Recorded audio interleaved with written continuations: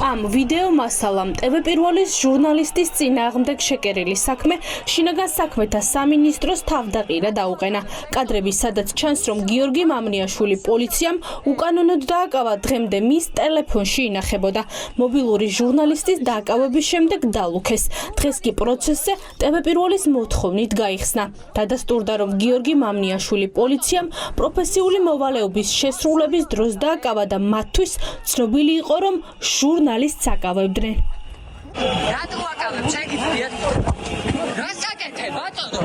მუშაო ბატონო, ხომ შევიდობაზე? მუშაო ბატონო, ჟურნალისტი ვარ. ვიდრე ტელეფონი გაიხსნებოდა და კადრები გამოჩნდებოდა, პოლიციელი დაკითხვის დროს ამბობდა, რომ ჟურნალისტი აგინებდა და ამის გამო დააკავეს. თუმცა უწყვეტი ვიდეო მასალის ჩვენების შემდეგ დადგინდა, რომ ნიკა შიუკაშვილმა ცრუ ჩვენება მისცა, რაც დასჯადი ქმედებაა. წესით ახლა გამოძიება მის წინააღმდეგ ცრუ ჩვენების მიცემის გამო უნდა დაიწყოს. იყო ერთ-ერთი მოწმე, რომ ერთადერთი უბრალოდ, რომელმაც აღნიშნა, რომ თავად დააკავა გიორგი და შემდგომში მოისმინა შეურაცხყოფილი განცხადებები, დაკავების მომენტში აგინა და ასე შემდგომ. მაშინ, როდესაც შენ ადამიანს ედავები შეურაცხყოფას, მაშინ, როდესაც შენ ადამიანს ედავები კონკრეტულ განცხადებებს, რომელიც გამოდდა შეიძლება ეს დაკავებული იქნეს, აუცილებელია რომ ვიდეო, რომელიც წარმოდგენილი იქნება, მას მინიმუმ ხმა ჰქონდეს. ის რაც ადმინისტრაციულ ორგანომ ვერ წარმოადგინა, ჩვენ წარმოადგინეთ და დაკავებულის მობილური ტელეფონიდან, სადაც აშკარად ჩანს, რომ გიორგი ამბობს, რომ რასაკეთებ ბატონო, რატომ აკავებთ პიროვნებებს, ხომ მშვიდობა გაქვთ, ხელს რატომ მირთხამთ და მე ვარ ჟურნალისტი. არანაირი გაფრთხილება, არანაირი რაიმე სახის წინააღმდეგობა, ეგეთი რამ არ არსებობს უბრალოდ. შესაბამისად, კიდევ ერთხელ დადასტურდა, რომ ნებისმიერი ჟურნალისტის დაკავება არის მეტად პოლიტიკური გადაწყვეტილება, ვიდრე ადმინისტრაციული სამართალდარღვევა. TV პირველის ჟურნალისტის საქმეში გელა გელაძის უწყებამ გააყალბა დამკავებელი პოლიციელების ვინაობაც. ოქმში სულ სხვა ხალხი ჩაწერეს. რეალურად კი გიორგი მამნიაშვილი სულ სხვა პოლიციელებმა დააკავეს. გაყალბებული მტკიცებულებები დარბაზში TV პირველის ჟურნალისტმა ამხილა.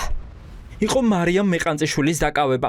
ამის შემდეგ ცოტნე და ლუკა დააკავეს. ამათ მიუყვებოდი კადრით. სამართალდამცველებმა ჩემი ტელეფონის დაგდებას სცადეს, რომელიც კადრში ჩანს. დაინახავდით ალბათ.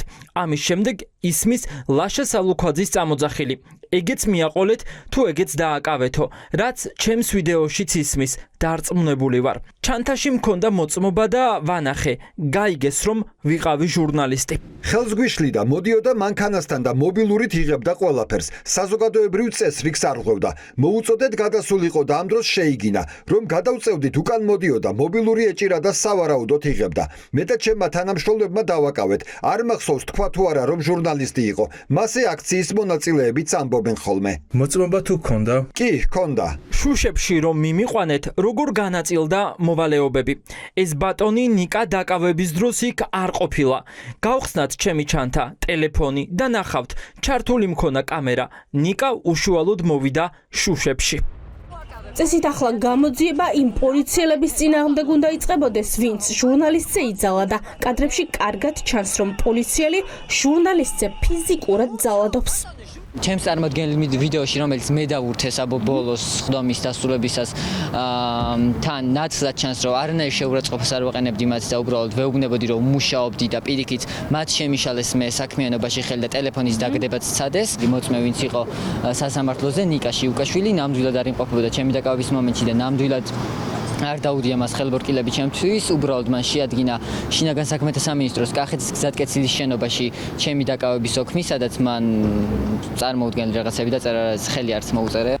რეპრესიები ჟურნალისტების წინააღმდეგ სულ სხვა ეტაპზე გადადის, მიუხედავად იმისა, რომ სასამართლო პროცესზე გასაჯაროვებული ვიდეო მასალით დადასტურდა, რომ ჟურნალისტი უკანონოდ იყო დაკავებული, ის მაინც დააჯარიმეს 3000 ლარით. ეს გადაწყვეტილება მოსამართლე ზვიად ცეკვავა მიიღო. შინაგან საქმეთა სამინისტროს წარმომადგენლები მოვიდნენ სხდომაზე და მიმტკიცებდნენ, რომ იგინებოდა უმისამართო და ამის გამო მოხდა მისი დაკავებაო და ვერანაირი მტკიცებულება ვერ წარმოადგინეს, სადაც მე მათ შეურაცხყოფას ვაყენებდი. 4 საათის განმავლობაში მქონდა ხელბორკილები დადებული, უკან სკამზე მიყუდებული ვიყავი შინაგან საქმეთა სამინისტროს მანქანაში და სწორედ ამის შემდეგ, როდესაც გადამიყვანეს დიღმის მთავარ სამმართველოში.